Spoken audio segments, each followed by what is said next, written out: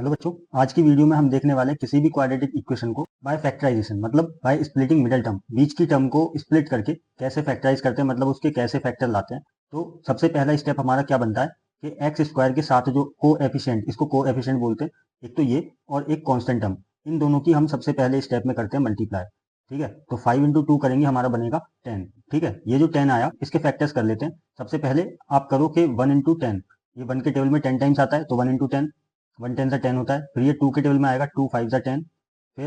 फिर आएगा ये 5 के टेबल में, यानी 10 के फैक्टर्स यही होंगे। ठीक है, ये दो पेयर बनेंगे, इन दोनों पेयर में से किसी एक पेयर को हमें लेना होगा। कैसे कि जो भी पेयर लोगे उसको प्लस माइनस करने पर हमारा ये बीच वाला जो 3x है नंबर, ये आना चाहिए, ये वाला टर्म आना चाहिए।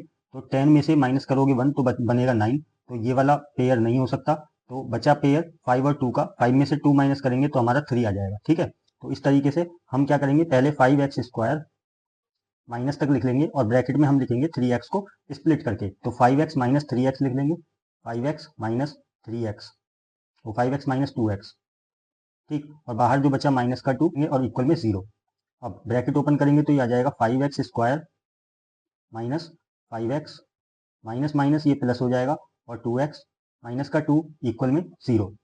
अब यहाँ पे चार टर्म हो गए, स्प्लिट हो गए, मतलब इसी का मतलब होता है बीच वाली टर्म को स्प्लिट करके यहाँ पे चार टर्म्स आ गए।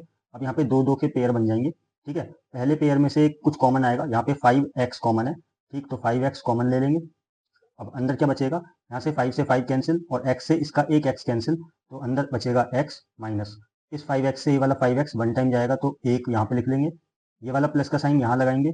फिर 2x और माइनस के 2 में से क्या कॉमन आ रहा है, 2 कॉमन है, और अंदर क्या बचा, 2 से ये वाला 2 कटा तो बचा x प्लस माइनस माइनस 2 से ये वाला 2 कटेगा वन टाइम तो 1 आ गया अंदर, x - 1 = 0। अब जो ब्रैकेट में है वो कॉमन है, कॉमन को एक बार लिख लो, x - 1, और जो ब्रैकेट से बाहर बचा हुआ है 5x और ये प्लस का 2, इसको अलग एक ब्रैकेट में लिख लो, 5x + 2 इक्वल में 0। अब हमें फैक्टर्स चाहिए थे तो फैक्टर्स तो ये आ गए, और रूट्स हमें चाहिए तो x - 1 को इक्वल रख दो 0 के, और एक बार 5x + 2 को 0 के बराबर रख दो। तो यहाँ से जब -1 हमें x की वैल्यू चाहिए तो -1 को भेजेंगे राइट हैंड साइड, तो यहाँ से बनेगा x = प्लस का 1, x = 1 आ गया, एक रूट हमारा ये हो गया।